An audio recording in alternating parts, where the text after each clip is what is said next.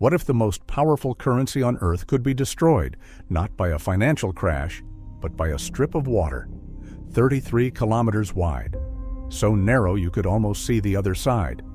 And yet, this tiny passage holds the fate of the global economy. This is the Strait of Hormuz. What is happening here right now could reshape the world order. This is not just about oil. This is about power.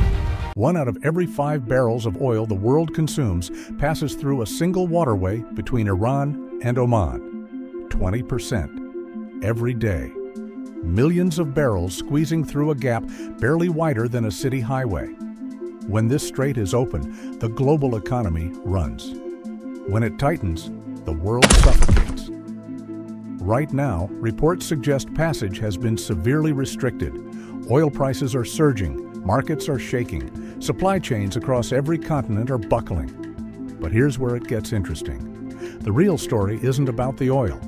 It's about the currency that oil is traded in. And that story is far more dangerous than any missile. Why does the United States, halfway across the world, care so deeply about what happens here? Yes, oil matters. But there's something underneath the oil, something most people never hear about. The petrodollar. Here's how it works. Pay close attention. In the 1970s, America made a deal with Saudi Arabia. You sell your oil exclusively in US dollars. Every barrel, every transaction. In return, America guarantees your military protection. Saudi agreed. Other oil nations followed.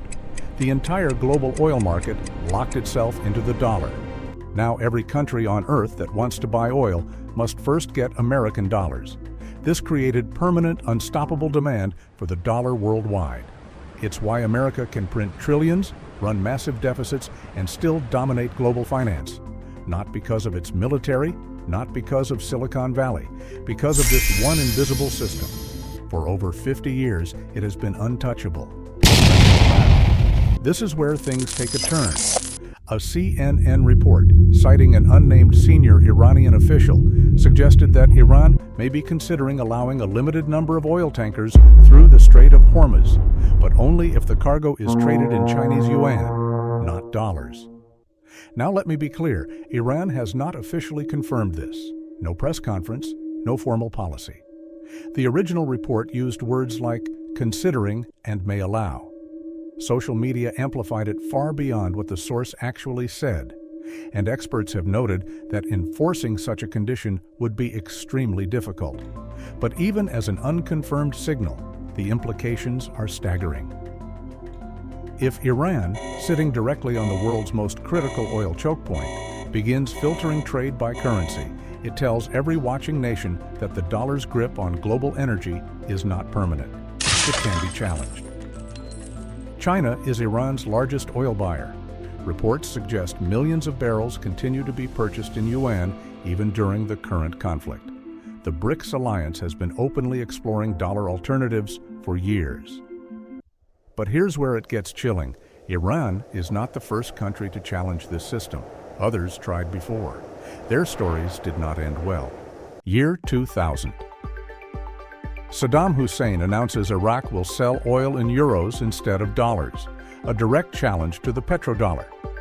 3 years later, Iraq was invaded. The stated reasons were weapons of mass destruction and regime change. But some analysts interpret the invasion as connected, at least partly, to that currency decision. This is debated, not universally accepted, but widely examined. Then Libya, 2009. Gaddafi proposes a gold-backed African currency. He wanted nations to sell oil in gold dinars, not dollars, not euros. Some analysts believe this was seen as an existential threat to the Western financial order. NATO intervened in 2011. Stated reasons were humanitarian. But it is debated whether the currency angle played a deeper role. I want to be clear. These are analyst interpretations. Wars have many causes. No single explanation covers everything, but the pattern demands attention. Iraq tried euros, invaded. Libya proposed gold, intervened. Now Iran, on the most strategic choke point on Earth, is reportedly exploring yuan-based trade. Coincidence? Every year, more people ask. fewer are satisfied with the answer. So let's ask the question no one in power wants you to ask. Is this really just about nuclear programs and security? Those threats are real, but some analysts suggest the deeper concern, discussed behind closed doors, is de-dollarization. The fear that if enough countries trade oil outside the dollar, the financial architecture sustaining American dominance for half a century begins to unravel. Control the oil, control the currency, control everything. That's been the formula for 50 years. Right now, that formula is being tested. Nobody knows how this ends. Iran has not formally confirmed a Yuan-only passage policy. Analysts are divided. The global economy is holding its breath. But one thing is becoming harder to deny. This is no longer a regional conflict. This is a crack in the foundation of the global financial order. The dollar has reigned as king for over 50 years. Unchallenged, untouchable. But kings don't fall in a single day. They fall when the world starts looking for alternatives, when trust erodes, when the first cracks appear and nobody fixes them. The question was never whether the dollar survives tomorrow. It will. The question is, what world are we waking up to 10 years from now? Because empires don't collapse when they run out of power. Empires collapse when people stop believing in the system. And right now, in a narrow strip of water between Iran and Oman, that belief is being tested like never before. If this made you think, subscribe.